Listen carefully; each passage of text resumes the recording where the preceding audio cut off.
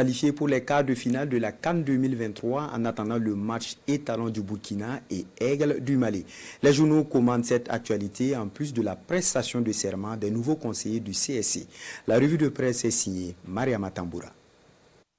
Conseil supérieur de la communication, les conseillers reçoivent l'onction des sages, titre l'observateur Palga.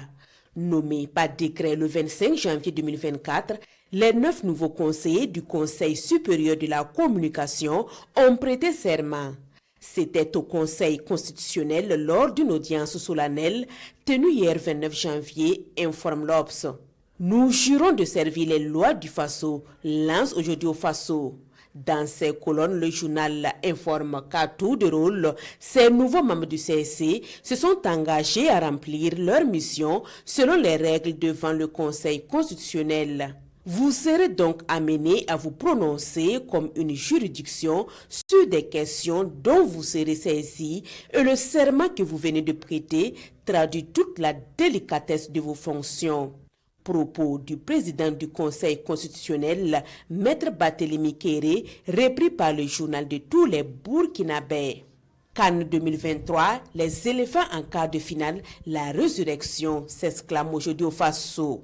Comme s'il était écrit que les éléphants abonneront leurs supporters à l'épreuve sublime des émotions, le sort de ces huitièmes de finale s'est dénoué au tir au but. La Côte d'Ivoire est plus à droite, elle se qualifie pour les quarts de finale. 5 tirs réussis contre 4, les Lions de la Teranga sont out. Les journaux font aussi un commentaire sur le match Burkina Faso-Mali ce 30 janvier.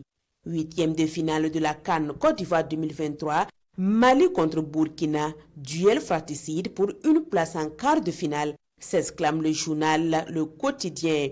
Tous les regards et les attentions seront tournés vers Korogo où s'affronteront les étalons et aigles en vue d'une qualification pour les quarts de finale de la CAN.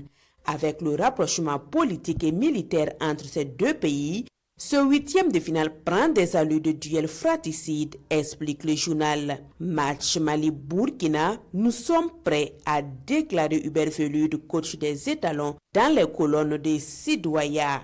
Nous sommes prêts à tous les niveaux. Notre force sera la grande expérience de nos joueurs parce que beaucoup d'entre eux connaissent bien la compétition.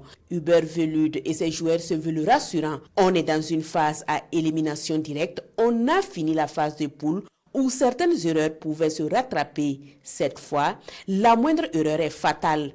On est concentré pour réaliser la victoire au profit du peuple, a confié le défenseur Steve Yago à nos confrères de l'Observateur Palga.